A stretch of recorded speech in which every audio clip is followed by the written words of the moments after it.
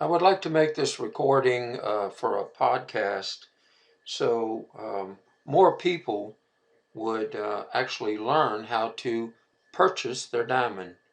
Now, there's been many false reports or advertisements of different sorts. First of all, let me make sure that you understand. I have been sorting diamonds since I was 14 years old. I have wheeled and dealed thousands of diamonds. The largest diamond I ever sold was 22 carats. I have been in the jewelry business all my life.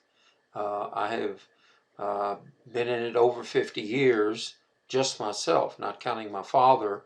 He's deceased, but he taught me so much about it. Plus, I've bought and sold diamonds from Israel, from Antwerp.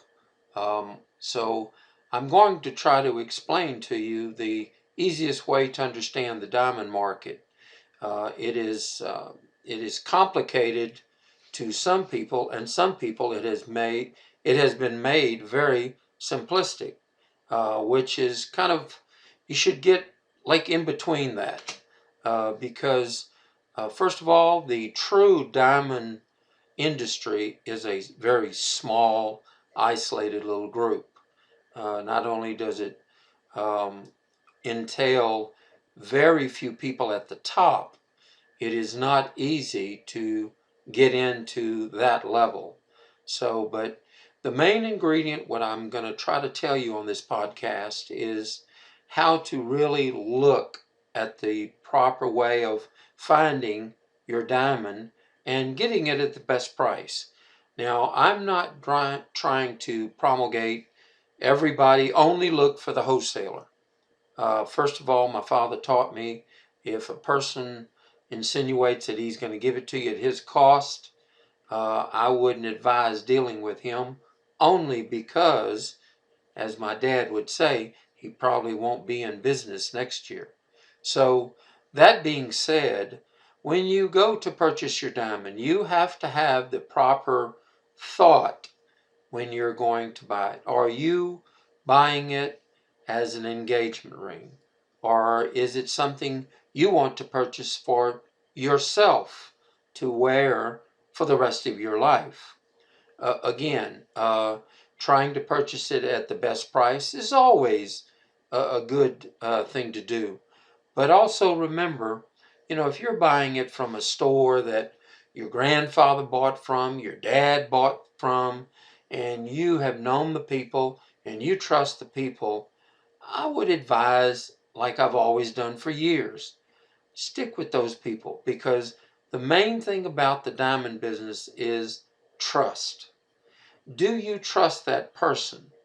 I don't advise you buying a diamond from someone that you say, well, I'll buy it from you, but I'd have to let so and so look at it beforehand. What I mean by that is that I've had plenty of people over the years purchase a diamond from someone, but not really pay for it yet, but they wanted to bring it to me because at one time it was very rare to have a gemologist within 100 miles. And so uh, that is what I'm trying to explain to you. Make sure that you trust the individual. If you do truly trust that individual, purchase the diamond. You'd be able to, especially nowadays because of technology, you can find out what should we say, the going rate. The only thing that would keep you, should we say, in the knowledgeable area, I recommend, which I've done for almost 40 years, I was selling certified GIA certified stones in Houston when it was very rare to find a store in Houston that did that. Um, then there's no question. Yes, I was a gemologist, but then you don't have to take my word for it. It's a GIA certified stone. That's the Gemological Institute of America, where I studied.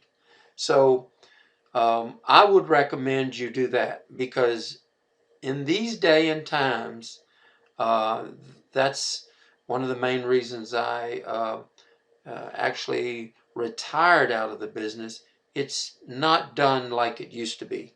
Anyway, that being said, find you a place that you like and you trust, but just request a GIA cert on it. Now, after you have that, you will notice it'll have a color, a clarity, and a carat weight. And then you will see the cut.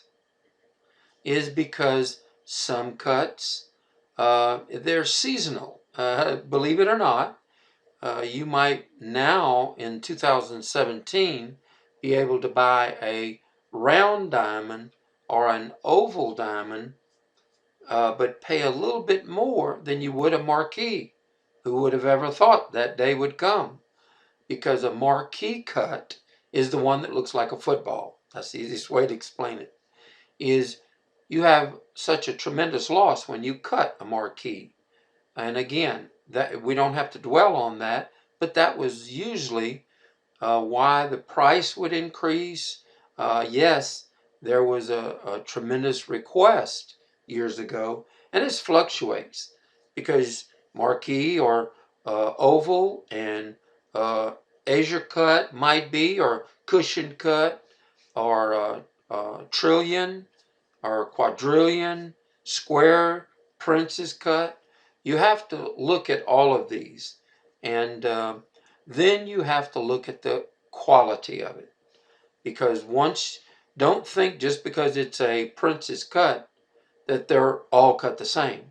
No, it depends on where they were cut, who actually did the cutting, and so who did the polishing, where did the stone come out of, where was its origin.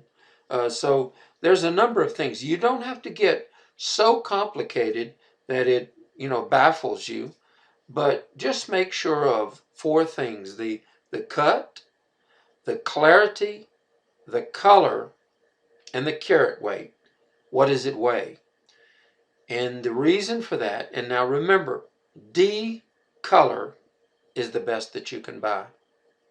Now, I will tell you this: D color is most of the time, um, yes, you would love to have it until you find out the price. Uh, Understand that D color is very rare. No matter who tells you, it is a very rare stone.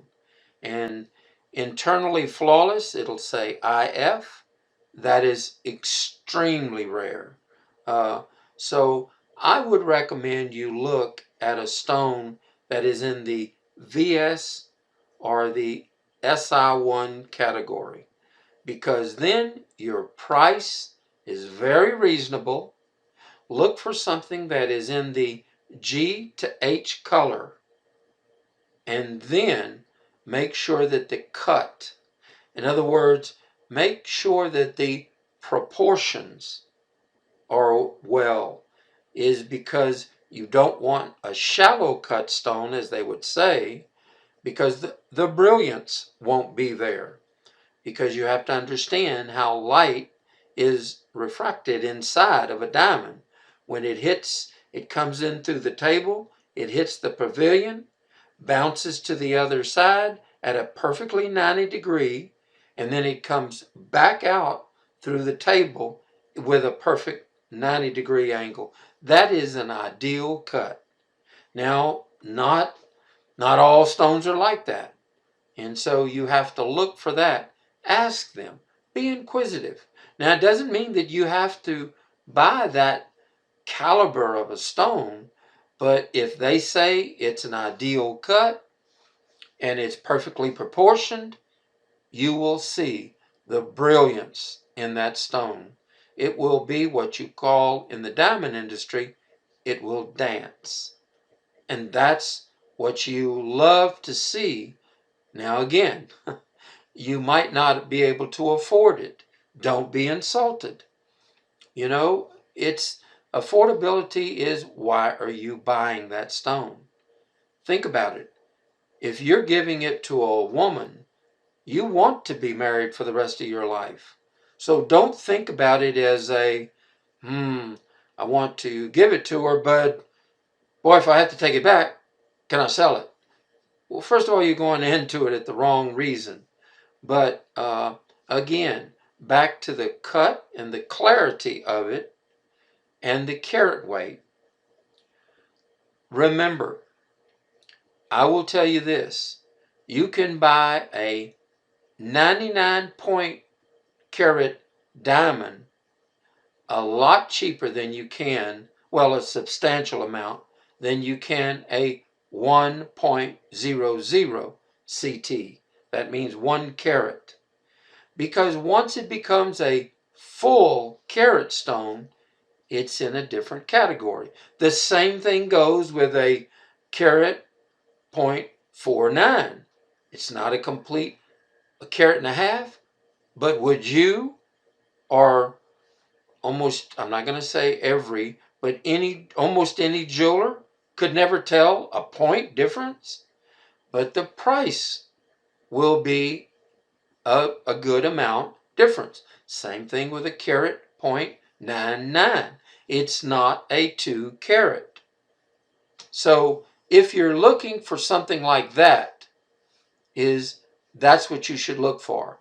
Look for something that is not out of your range. First of all, you will not be happy if you spend more than you should. And you know how much you can spend and not think about it.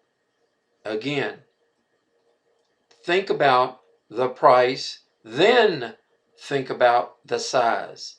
Because I will tell you my motto that I had for 50 years or more.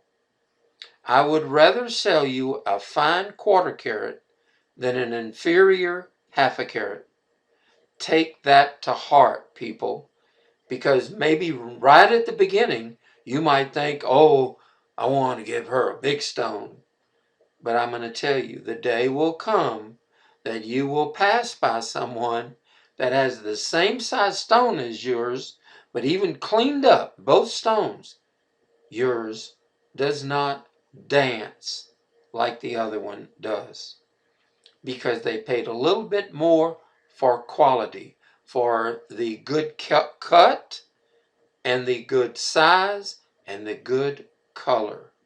Remember, color will show up.